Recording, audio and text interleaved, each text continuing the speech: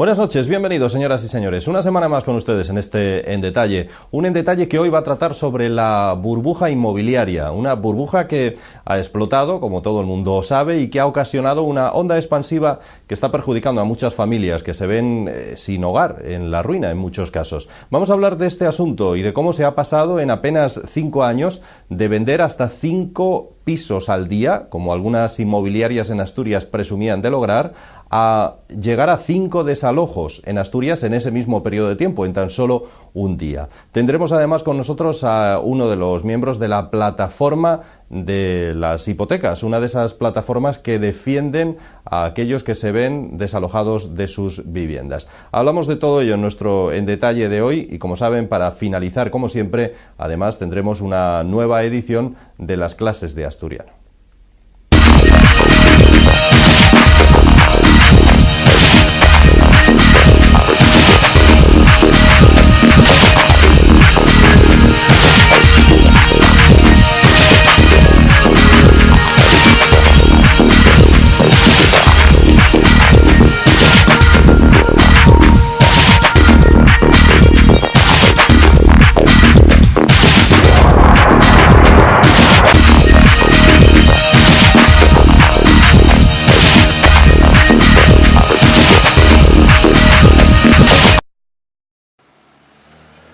La denominada burbuja inmobiliaria, esa que logró enriquecer a muchos en la primera década de este siglo XXI, ha explotado.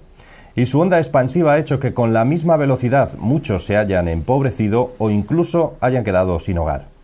La culpa, como en otras muchas situaciones en la vida, no puede ser de una sola persona.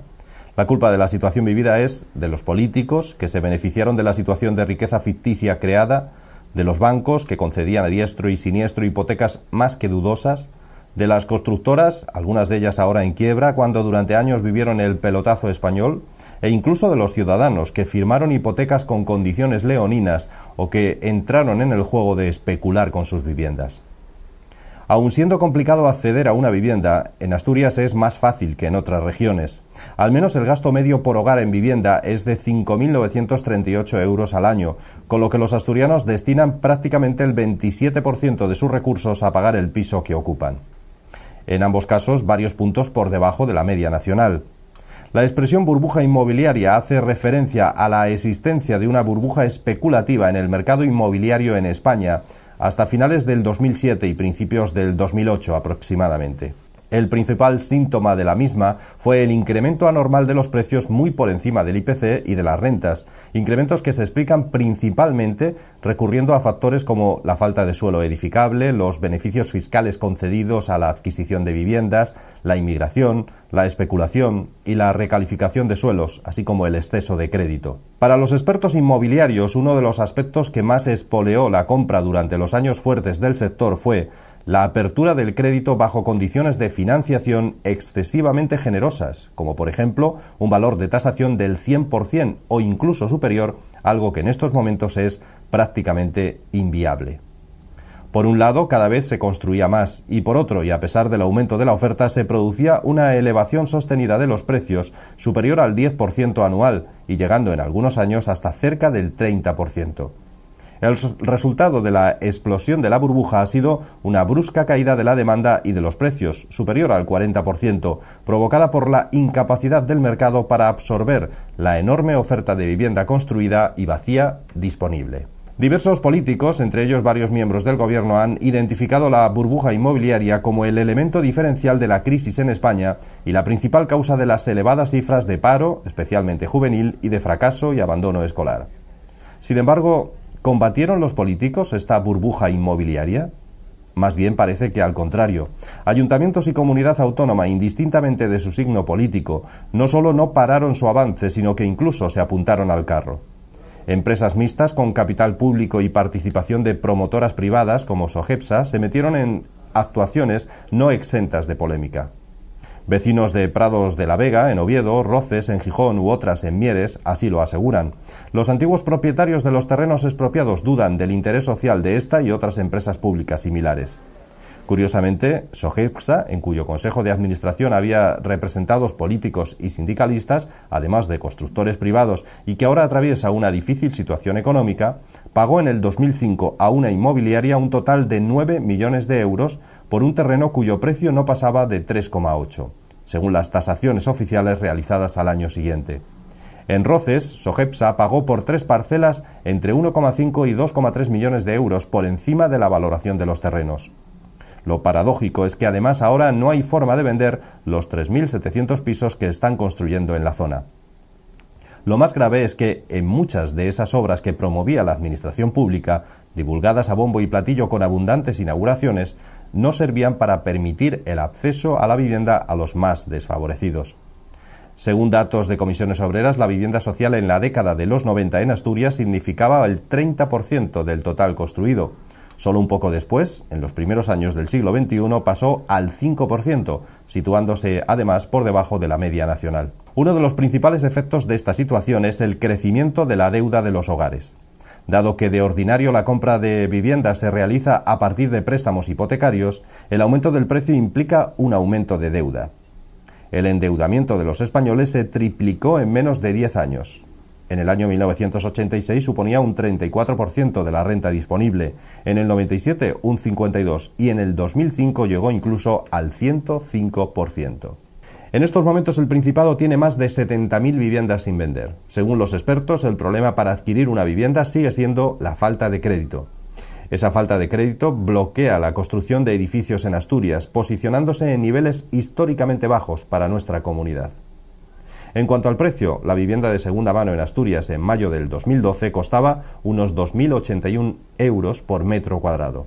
El descenso ha sido evidente, a pesar de lo cual Asturias es la séptima autonomía más cara del país, por detrás del País Vasco y Madrid, entre otras.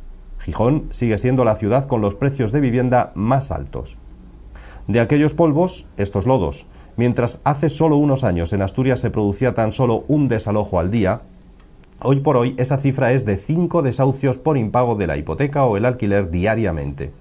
Esto ha provocado que surjan movimientos sociales como Stop Desahucios, que ya ha logrado parar varios desalojos. Reclaman la dación en pago, es decir, que entregar la vivienda sirva para saldar la deuda hipotecaria con el banco.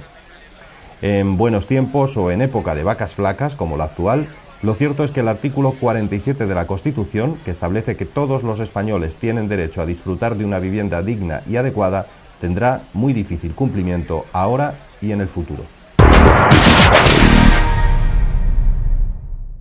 Bueno, pues lo acaban de ver. ¿Quién nos iba a decir a nosotros hace apenas 5, 6 años, 4 años incluso, después de ver este vídeo con el que, como siempre, comenzamos nuestro En Detalle, que íbamos a estar en la situación que estamos ahora mismo, cuando había tortas por comprar una vivienda, había compradores de sobra, cuando la vivienda, si te descuidabas en comprarla a la semana, el vendedor te pedía 5.000 o 6.000 euros más tan panchamente.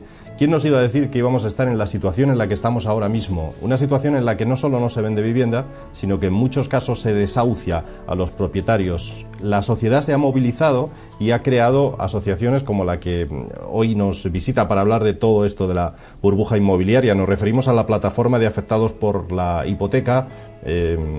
Podría ser esta, como puede ser también, que está incluida dentro de esa misma plataforma, Stop Desahucios, cualquiera de las que se han creado en definitiva para denunciar eso que hemos vivido estos últimos años, esa burbuja inmobiliaria. Con nosotros está Miguel Ángel García, que es miembro de esa plataforma de afectados por la hipoteca. Miguel Ángel, buenas noches. Hola, buenas noches. Decía yo, ¿quién nos iba a decir a nosotros hace 5 años que íbamos a estar en esta situación? Yo creo que nadie lo creía, ni nadie lo imaginaba. Todo el mundo compraba pisos de forma desorbitada, metiéndose, hipotecándose, porque era el futuro y el ladrillo era la mejor inversión. ¿Quién nos lo va a decir, no? Hombre, sí que se veía que, bueno, que el ladrillo era la mejor inversión, que hoy comprabas un piso, lo vendías dentro de 2 años y le sacabas 60.000 euros perfectamente, que no tenías ningún problema, Pero bueno, yo creo que sí había algo que se veía, y es que no había pisos para todos. Iba a llegar un momento de que no habría suficientes pisos y que esto tarde o temprano iba a estallar. Yo que, bueno, trabajaba en el sector, lo veíamos, ¿no? Es decir, es que no puede ser. Es decir, los pisos ya estaban vendidos prácticamente antes de edificar. Sí, sobre plano. Sí, sobre plano, totalmente. Entonces, pero bueno, veías que, y bueno, la manera que se construía, que es otro tema que habría que tratar, pero bueno, estamos con este tema, pero veías eso, ¿no? De que no podía ser, ¿no? Que a pesar de que el gobierno nos decía, no pasa nada, es el comprar viviendas es lo mejor para la ciudadanía, y otros temas que es vivir de alquiler, no, tal, y bueno, además que te daban más facilidades, más barato tener una hipoteca que un alquiler, ¿no? Incluso hoy en día a veces incluso resulta, ¿no? Pero yo creo que dentro del sector y dentro de ciertas voces que ya estaban diciendo, hablando de la burbuja inmobiliaria que iba a estallar tarde o temprano, pero bueno, no se les hacía mucho caso. ¿Quién tiene la culpa de esa burbuja inmobiliaria y de lo que ha pasado? Hombre, vamos a ver, yo creo que todos tenemos nuestra parte de culpa, ¿no? Yo siempre, aunque estamos en la plataforma de hipotecas, siempre decimos que nosotros tenemos nuestra parte de culpa, ¿no? Porque no puedes ir a firmar una hipoteca y firmarla como quien va a comprar, no sé, un ordenador, ¿no? Es decir, firmarla en media hora sin leerla, sin nada, aunque sí que es verdad que una hipoteca, si uno se pone a leer su propia hipoteca, es un poco complicado, pero bueno. Pero luego, sobre todo, el problema ha sido la especulación que ha habido en este país con el tema de la vivienda, ¿no? Primero, yo creo que los gobiernos, cualquier gobierno que no ha potenciado una política de alquiler y siempre nos ha influenciado para que compremos, porque es mejor poseer, ¿no? que alquilar, ¿no? Incluso en la calle se decía eso, ¿no? Luego, lógicamente, están los que han especulado con el precio, que han sido inmobiliarias, tasadores, los bancos, es decir, es que ibas a coger una hipoteca y regalabántela, pero prácticamente sin abrir una cuenta, sin domiciliar ningún recibo, te abrían una hipoteca, ¿no? Porque, bueno, tenían un tanto por ciento que tenían que llegar al final de mes, ¿no?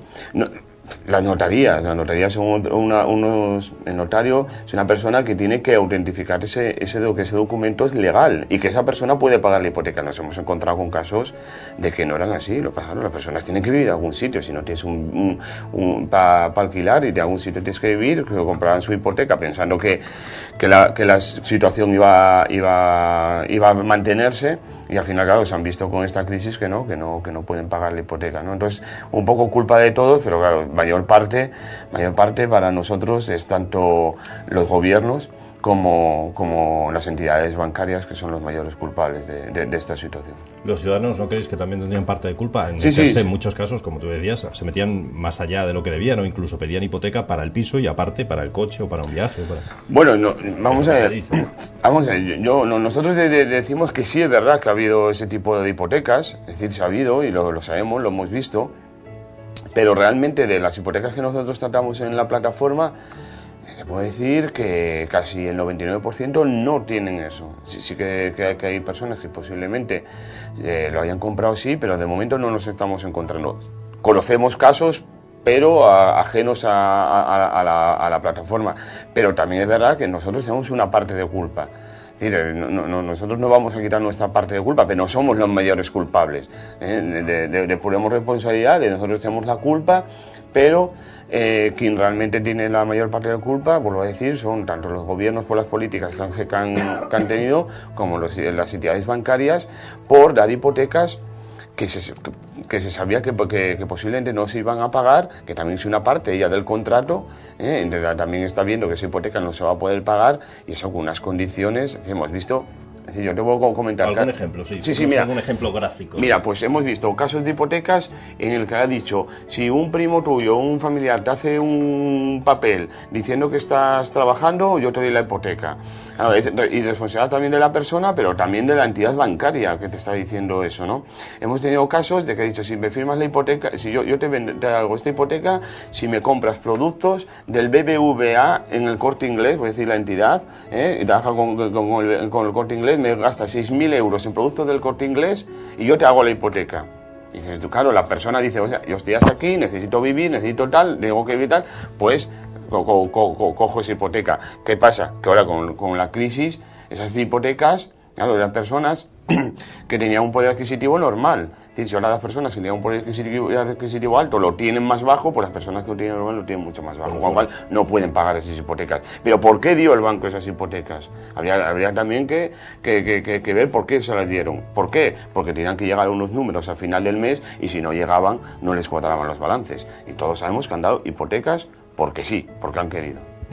Y de aquellos polvos, estos lodos. Claro. Y esa es la situación que nos encontramos ahora. Vosotros llegáis a formar esta plataforma de afectados por la hipoteca por algo. Será porque lo demanda la sociedad, porque hay gente que se ve en una situación muy lamentable, ¿no? Sí, bueno, realmente esta plataforma se forma primero en Barcelona, se forma alrededor del año 2008-2009, cuando empieza ya a estallar la crisis y empieza a haber los primeros desahucios. Ten en cuenta que antes de la crisis los desahucios eran, los había, pero eran la mayoría por impago de alquiler. Eran los desahucios, y alguno que se había quedado la persona sin trabajo, pero eran muy pocos, ¿no?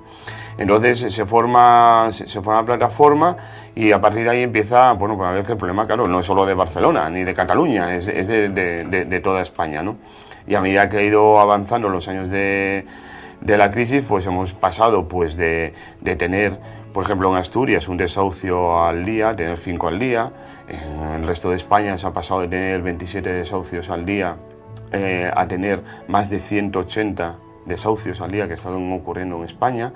Entonces a partir de ahí es cuando se empieza a formar, porque hay que dar una denuncia a esto que está pasando y luego una solución a estas personas que se van a ver en la calle, ¿no? Y ya no es que solo se vean en la calle, sino que encima se ven de una deuda de por vida que les queda con el banco, lo cual queda una exclusión social que, si no nos damos cuenta, la pagamos nosotros, porque esas personas tienen que vivir de ayudas sociales, la cual pagamos todos los ciudadanos, tienen que vivir en viviendas sociales, la cual pagamos todos los ciudadanos, y mientras tanto los bancos vuelven a ser otra vez los beneficiados porque se quedan con una vivienda, la cual ahora sabemos que no las pueden vender, pero la venderán más adelante, y encima te mantienen una deuda de por vida a esa persona que cuando empiece a trabajar le van a empezar a descontar de su sueldo, ¿no? Entonces por eso se crea un poco la plataforma. Y en Asturias ahora mismo decías, se pasa de un desahucio al día a 5. ¿Hay 5 desahucios al día? Hay 5 desahucios al día en Asturias. Estamos contando ahora en desahucios de alquiler, pero claro, hay que tener en cuenta que sí que es verdad que el desahucio de alquiler es un poco más, digamos, más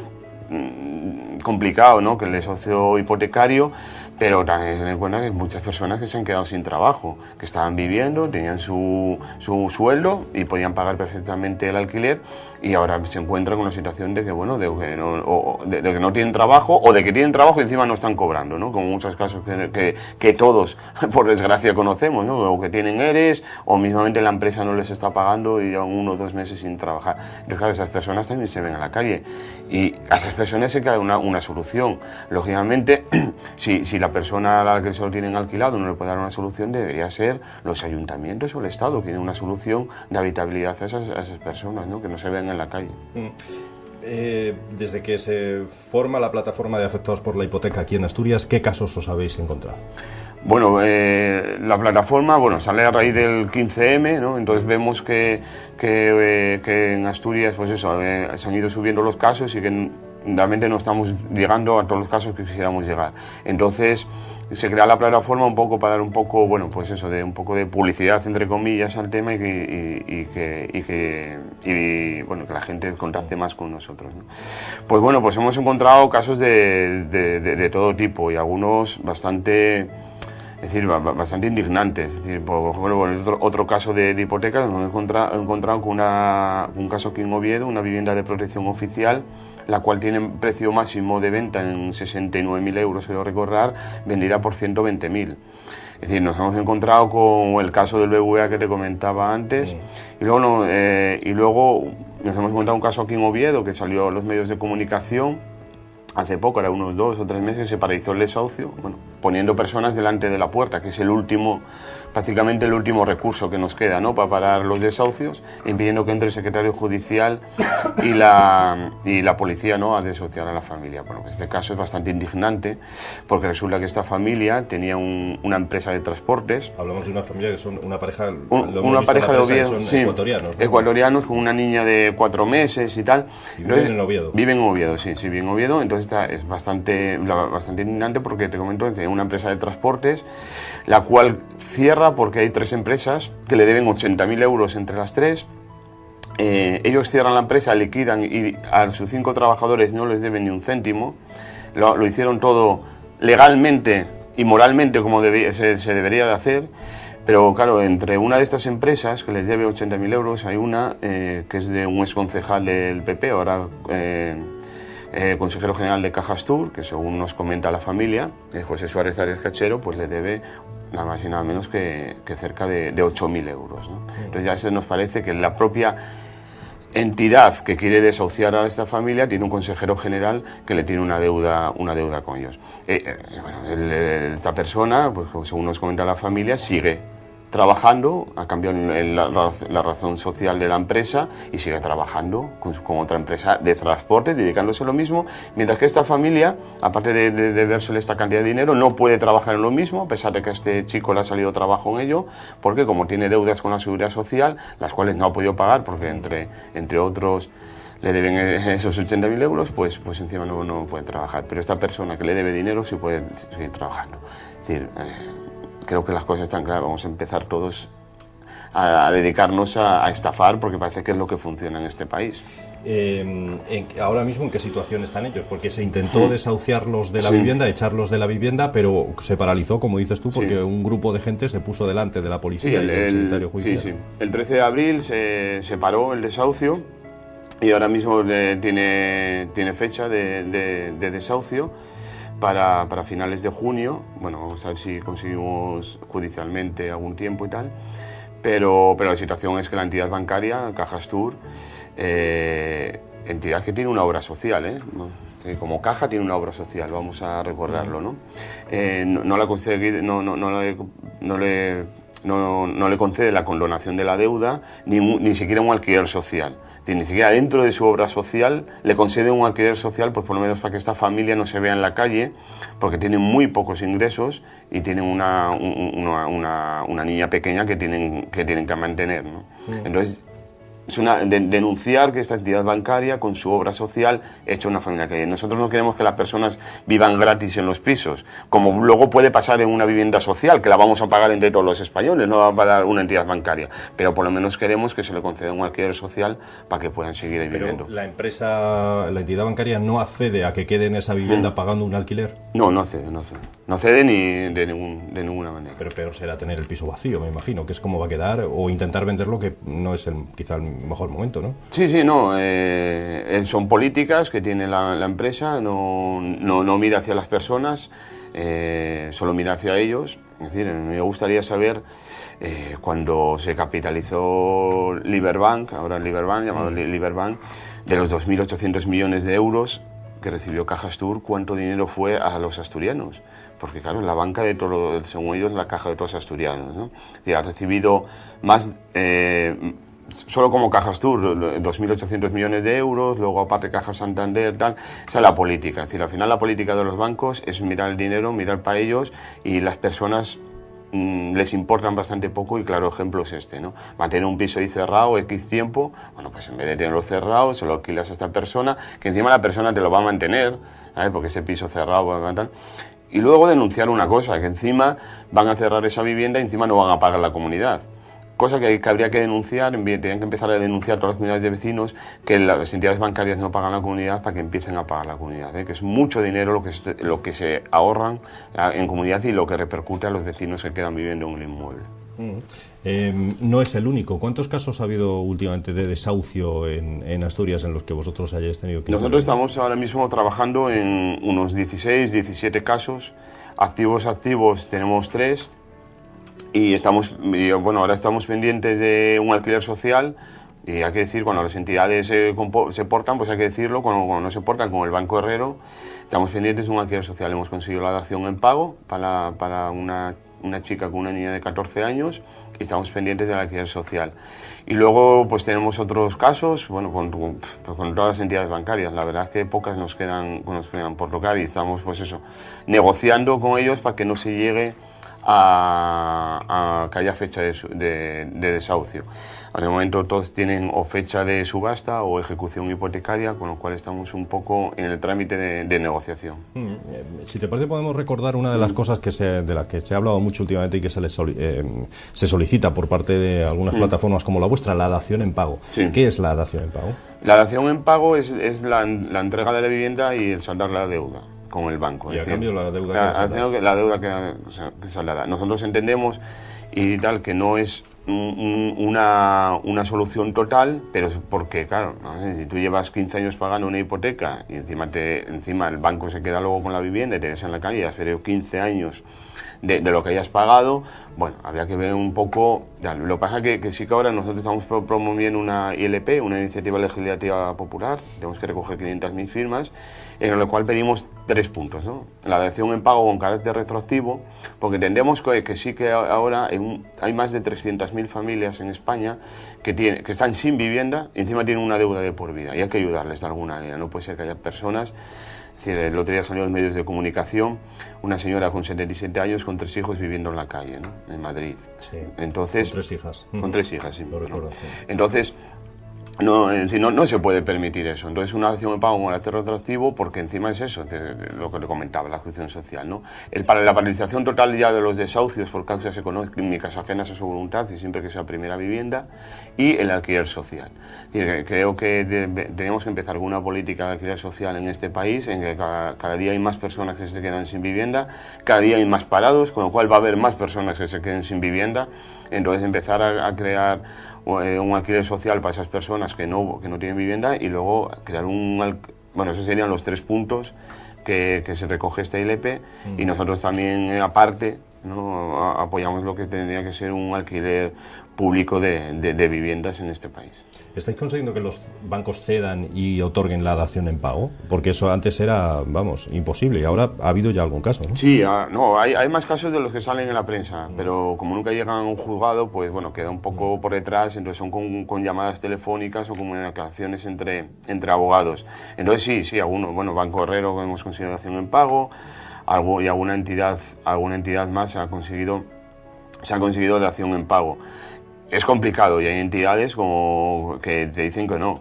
Es decir, como bueno, ya tenemos este ejemplo de Cajastur, ¿no?, que realmente no es una dación en pago, es una condonación de la deuda porque ya ha pasado, ya está adjudicada la vivienda, pero bueno, más o menos viene a ser lo mismo, ¿no? Pues tenemos casos como Cajastur que nos dice que no y tal, y hay entidades. ¿Por qué? A veces pensamos que también es porque el piso les interesa por algún motivo, ¿no? Hay pisos que, claro, son mejores que otros y la situación es mejor que otra, ¿no? Y entonces les interesa porque piensan o igual claro, le van a dar una salida más rápida, ¿no? Pero también no nos engañemos, es decir, ahora mismo la mayor inmobiliaria de este país son los bancos y no se venden. Entonces, al no vender, no pueden tener tantas viviendas. Entonces, también por su imagen, viendo la que está cayendo, ¿no? Es decir, ejemplo de Bankia, ¿no? 23.000 millones de euros, cuando nos quitan en sanidad y educación 10.000 millones de euros, ¿no? Entonces, también un poco por lavar, entre comillas, su imagen, también alguno quiere llegar a aceptar esa dación en pago y decir, bueno, por lo menos que las personas vean que somos buenos, entre comillas, ¿no? Iba a preguntarte precisamente sobre ese asunto, por las ayudas a los bancos. ¿Cómo lo veis? Bueno, no nos parece decir, más que indignante. Es decir, mientras que los banqueros se dedican a desahuciar a personas, rescatamos a los banqueros. Es decir, ahora se están promoviendo diferentes acciones que es rescatemos personas y desahuciemos banqueros. Es decir, ya vale. Es decir, creemos que ya vale. Es decir, 23.000 millones para Bankia, como comentaba, recortes en sanidad, en educación, recortes laborales, económicos de todo tipo. Hoy acabo de ver en la prensa que han cerrado 3 centros de salud en Madrid más. Es decir, ¿a dónde vamos a llegar? Mientras que para los bancos y los banqueros sí hay dinero, y mientras tanto para las personas sigue sin haber dinero. Hoy vuelve a salir a la prensa los banqueros diciendo que aunque les ingresen 100.000 millones de euros que les van a ingresar, el rescate, por mucho que Rajoy se impidan decir que esto no es un rescate, es un rescate en toda regla, me gustaría saber qué diría si estuviera en la oposición, pero es un rescate, han dicho que no va a haber crédito, lo acabo de ver hoy publicado en la prensa, ¿no? Entonces, bueno, entonces nos están tomando el pelo, es decir, ya vale, es decir, empecemos a ayudar a las familias que realmente necesitan dinero y vemos que ellos no lo necesitan. Rato se va con 1.600.000 euros debajo del bolso, Botín gana 14.800.000 euros el año pasado y todo así. Consejeros general de Bankia el año pasado por una reunión al mes, que ahí están comisiones obreras, UGT, PSOE, PP, es decir, están todos ahí metidos, se llevan 11.011.000 euros al año. Es decir, es que, a ver, dinero sí hay, pero para lo que ellos quieren, está clarísimo. Es decir, si creemos una banca pública que controle todo esto, nosotros somos partidarios de una banca pública que controle todo esto, y si se tiene que hundir un banco, que se hunda, pero mejor que se hunda un banco que no que se hundan miles o cientos de miles de familias. ¿No es un poco arriesgado legalmente incluso impedir por las bravas un desahucio como habéis hecho y supongo como vais a seguir haciendo? Sí, bueno, claro que lo vamos a seguir haciendo. Hombre, arriesgado sí. Arriesgado sí. Nosotros lo que decimos es que hay un artículo en la Constitución española, que es el artículo 47, en el cual nos dice que toda persona tiene derecho a una vivienda digna. Lo que no puede ser es que el Estado esté permitiendo que las entidades bancarias echen a las familias a las casas sin darles esa vivienda digna, porque vas ahora mismo a asuntos sociales, no hay viviendas, vas a los ayuntamientos y no hay viviendas. Entonces, mientras que esto siga pasando, nos seguiremos poniendo delante de las puertas. También recordar que hay un artículo de las Naciones Unidas en la sección de Economía, firmado por España, en el cual dice que no se puede echar a ninguna persona por métodos violentos de su casa, por cuestiones económicas ajenas a su voluntad. No recuerdo el número, pero bueno, se puede buscar. Entonces, eso está firmado por España. Y estamos viendo desahucios a la fuerza. Es decir, hemos visto uno en Barcelona, no sé si la gente lo recuerda, que subieron los Mossos de Escuadra por una escalera para echar a la familia de su casa cuando no tenían un sitio donde ir, ¿no? Entonces, ¿dónde está tanto estas personas que dicen que cumplimos una ilegalidad? ¿Dónde está para luego esas legalidades que hay, defenderlas? Es decir, yo creo que la Constitución española lo dice claro y tiene que ser el Estado, cuando una entidad bancaria te desahucia, el que te tenga que dar una vivienda o que el propio banco, como venimos a dar, le deje un alquiler social. Por último, y ya para finalizar con esta cuestión, ¿qué soluciones proponéis? ¿Qué soluciones hay a todo esto? Hombre, la primera solución sería la paralización ya total de los desahucios. Es decir, vemos que nosotros siempre decimos que sea por causas ajenas económicas a su voluntad, ¿eh? Entonces, sería la paralización de los desahucios ya. Luego sería la dación en pago dentro de la ley de enjuiciamiento civil, es decir, pero obligatoria. Es decir, si un banco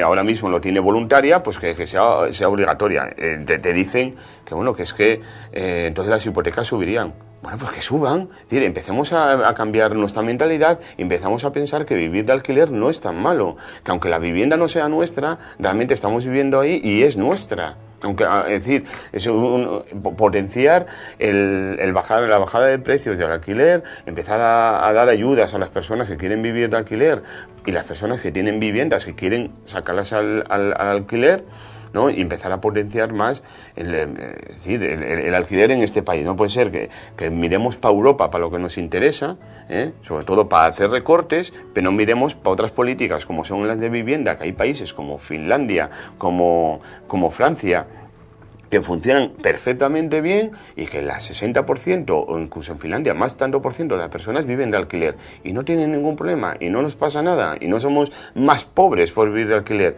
y quizás seamos más libres viviendo de alquiler que no con el yugo de una hipoteca en las espaldas, ¿no? Miguel Ángel García, decíamos miembro de esa plataforma de afectados por la hipoteca. Muchas gracias por estar aquí. Gracias a vosotros. Por explicarnos algunas cosas sobre esa virulenta explosión de la burbuja, porque explosionó y la onda expansiva ha afectado a todo el mundo, ¿no? Sí, ha afectado a todo el mundo, menos a los que creo que debería de haber afectado, que los hay que están todavía frotándose las manos, ¿no? Como son entidades bancarias y muchas constructoras y promotoras de este país. Muchas gracias, Miguel Ángel. Bueno, y como siempre en esta despedida, señoras y señores, lo que hacemos hacemos es quedarnos en detalle de hoy, una vez más, con las clases de asturiano que nos ofrece Chema Vega.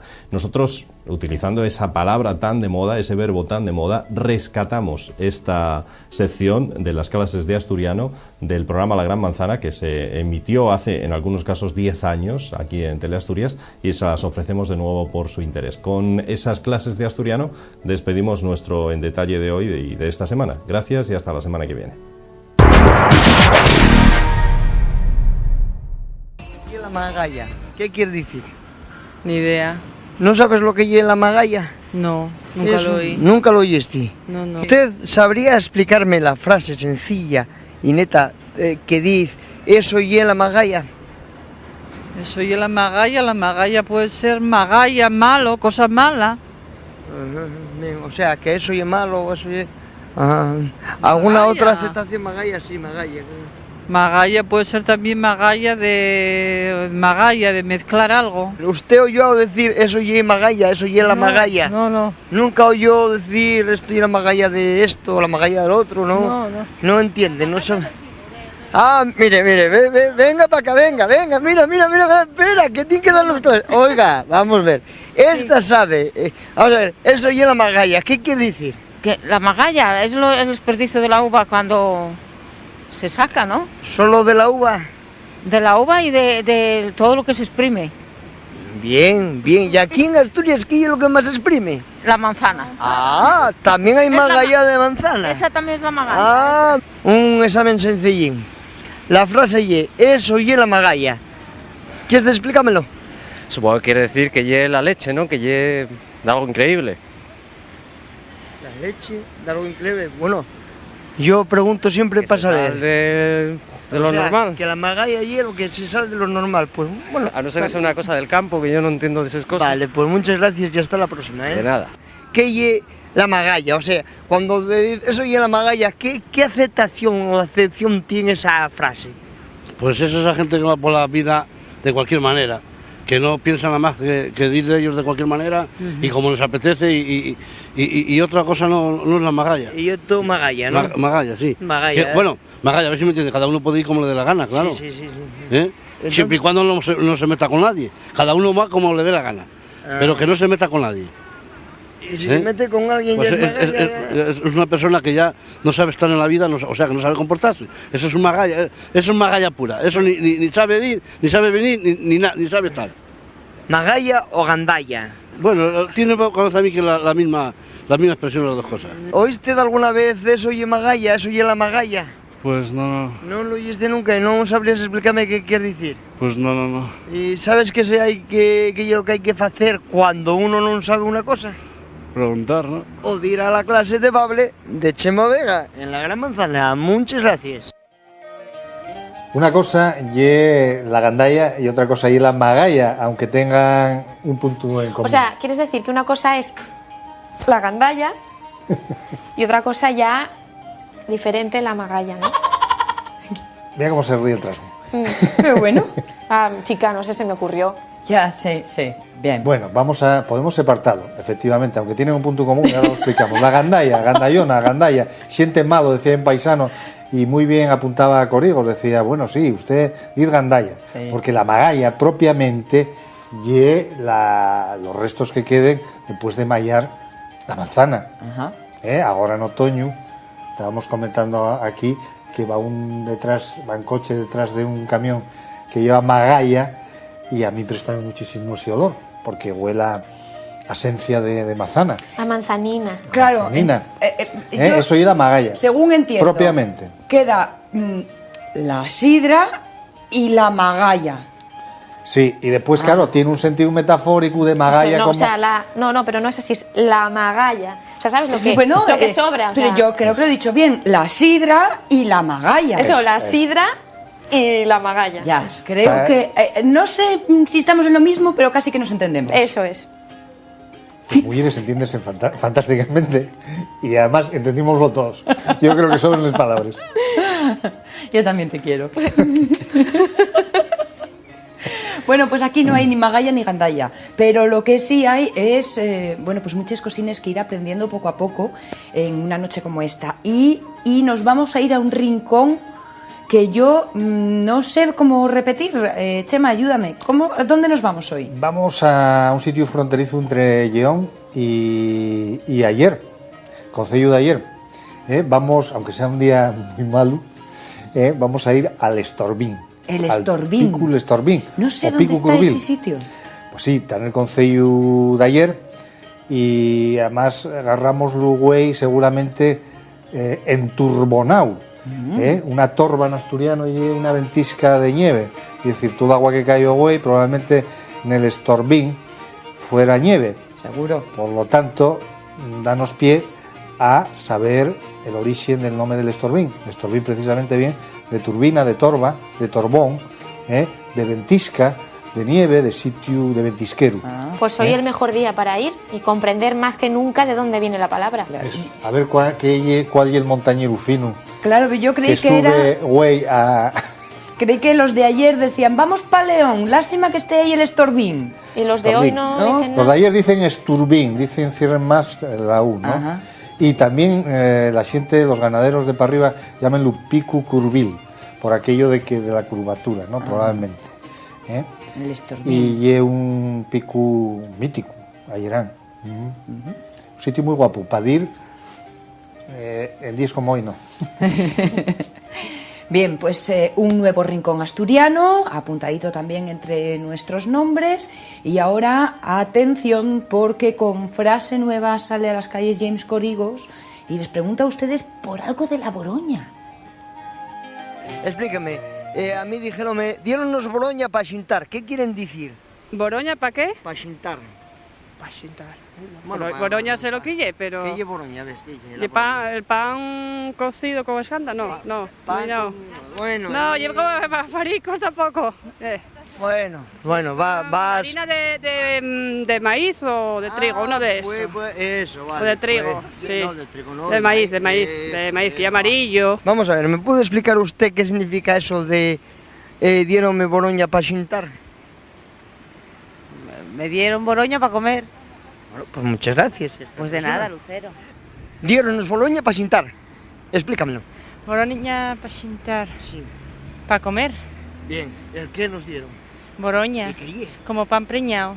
Como una especie de bollo preñado. No, vamos a ver. Farina uno lleva Boroña y otro lleva Boroña preñada. Boroña preñada lleva chorizo y lleva con pango. Pero la Boroña normal y corriente no lleva preño, no está... No, y sin chorizo y sin con pango. ¿Qué lleva la Boroña?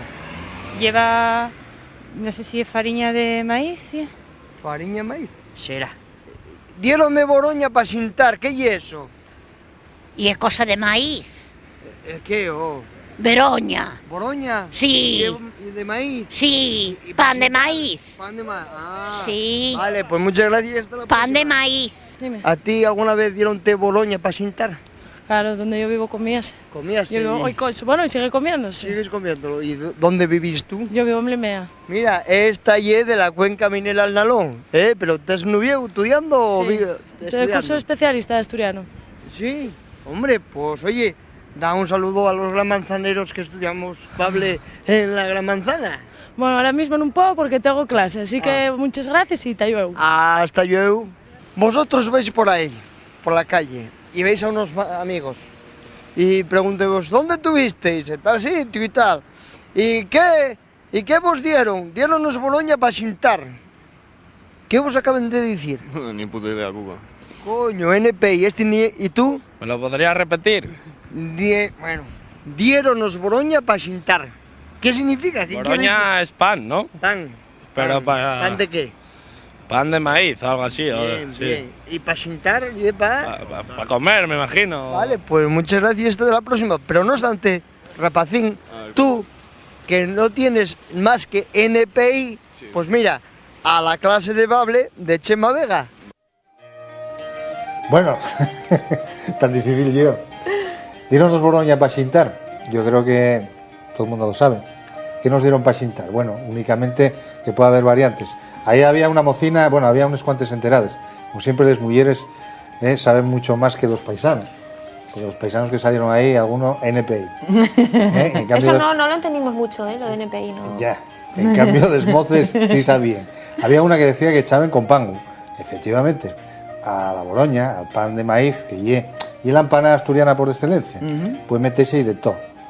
Como dice un amigo mío, que es muy exagerado para estas cosas, lo mismo que para la fabada, dice, tú preguntas si por la receta de la fabada, él dice, faves y un gochunteru.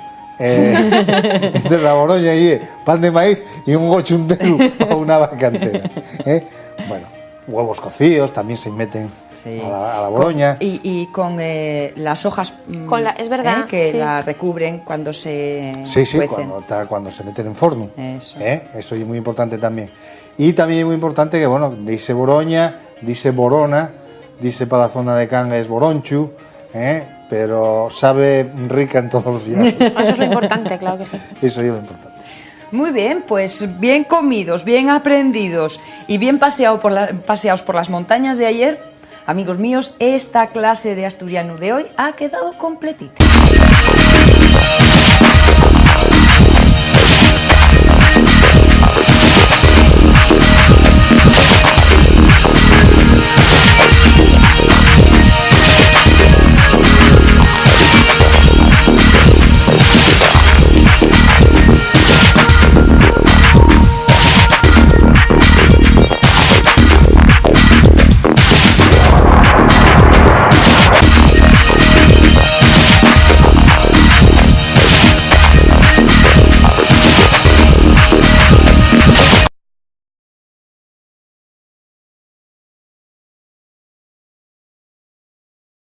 Pasó al 5%, situándose además por debajo de la media nacional. Uno de los principales efectos de esta situación es el crecimiento de la deuda de los hogares.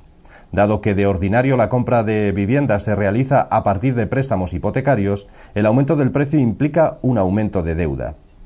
El endeudamiento de los españoles se triplicó en menos de 10 años. En el año 1986 suponía un 34% de la renta disponible, en el 97 un 52% y en el 2005 llegó incluso al 105%. En estos momentos el Principado tiene más de 70.000 viviendas sin vender. Según los expertos, el problema para adquirir una vivienda sigue siendo la falta de crédito. Esa falta de crédito bloquea la construcción de edificios en Asturias, posicionándose en niveles históricamente bajos para nuestra comunidad. En cuanto al precio, la vivienda de segunda mano en Asturias en mayo del 2012 costaba unos 2.081 euros por metro cuadrado. El descenso ha sido evidente, a pesar de lo cual Asturias es la séptima autonomía más cara del país, por detrás del País Vasco y Madrid, entre otras. Gijón sigue siendo la ciudad con los precios de vivienda más altos. De aquellos polvos, estos lodos. Mientras hace solo unos años en Asturias se producía tan solo un desalojo al día, hoy por hoy esa cifra es de 5 desahucios por impago de la hipoteca o el alquiler diariamente. Esto ha provocado que surjan movimientos sociales como Stop de muy por encima del IPC y de las rentas, incrementos que se explican principalmente recurriendo a factores como la falta de suelo edificable, los beneficios fiscales concedidos a la adquisición de viviendas, la inmigración, la especulación y la recalificación de suelos, así como el exceso de crédito. Para los expertos inmobiliarios, uno de los aspectos que más espoleó la compra durante los años fuertes del sector fue la apertura del crédito bajo condiciones de financiación excesivamente generosas, como por ejemplo un valor de tasación del 100% o incluso superior, algo que en estos momentos es prácticamente inviable. Por un lado, cada vez se construía más y por otro, y a pesar del aumento de la oferta, se producía una elevación sostenida de los precios superior al 10% anual y llegando en algunos años hasta cerca del 30%. El resultado de la explosión de la burbuja ha sido una brusca caída de la demanda y de los precios, superior al 40%, provocada por la incapacidad del mercado para absorber la enorme oferta de vivienda construida y vacía disponible. Diversos políticos, entre ellos varios miembros del gobierno, han identificado la burbuja inmobiliaria como el elemento diferencial de la crisis en España y la principal causa de las elevadas cifras de paro, especialmente juvenil, y de fracaso y abandono escolar. Sin embargo, ¿combatieron los políticos esta burbuja inmobiliaria? Más bien parece que al contrario. Ayuntamientos y comunidad autónoma indistintas.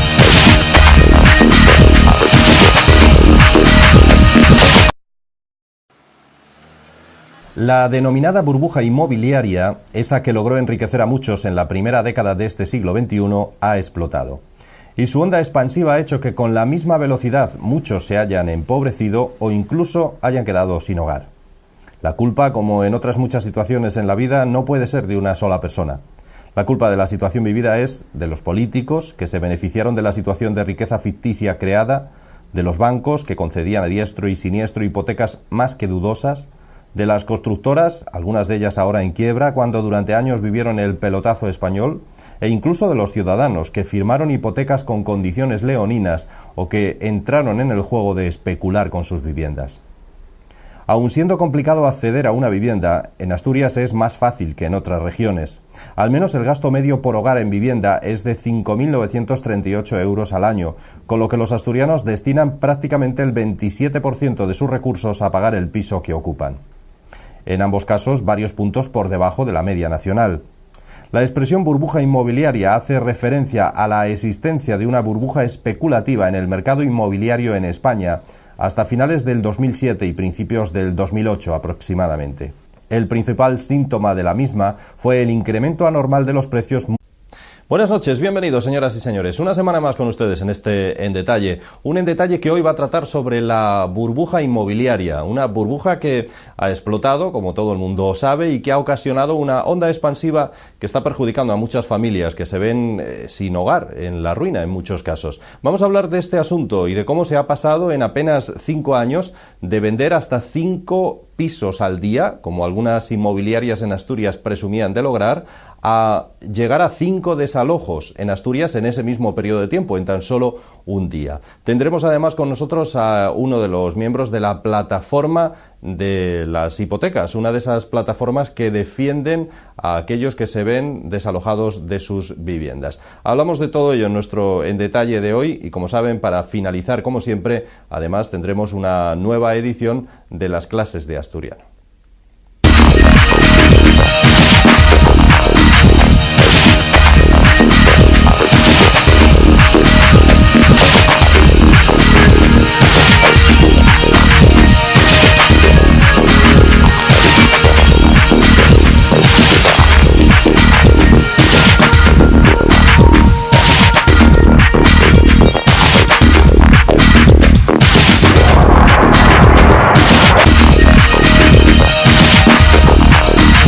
De su signo político, no solo no pararon su avance, sino que incluso se apuntaron al carro. Empresas mixtas con capital público y participación de promotoras privadas como Sogepsa se metieron en actuaciones no exentas de polémica. Vecinos de Prados de la Vega, en Oviedo, Roces, en Gijón u otras en Mieres, así lo aseguran. Los antiguos propietarios de los terrenos expropiados dudan del interés social de esta y otras empresas públicas similares. Curiosamente, Sogepsa, en cuyo consejo de administración había representados políticos y sindicalistas, además de constructores privados, y que ahora atraviesa una difícil situación económica, pagó en el 2005 a una inmobiliaria un total de 9 millones de euros por un terreno cuyo precio no pasaba de 3,8, según las tasaciones oficiales realizadas al año siguiente. En Roces, Sogepsa pagó por 3 parcelas entre 1,5 y 2,3 millones de euros por encima de la valoración de los terrenos. Lo paradójico es que además ahora no hay forma de vender los 3.700 pisos que están construyendo en la zona.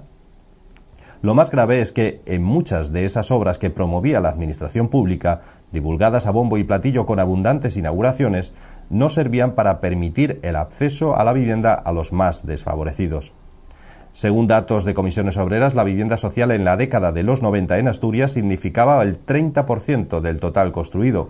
Solo un poco después, en los primeros años del siglo XXI,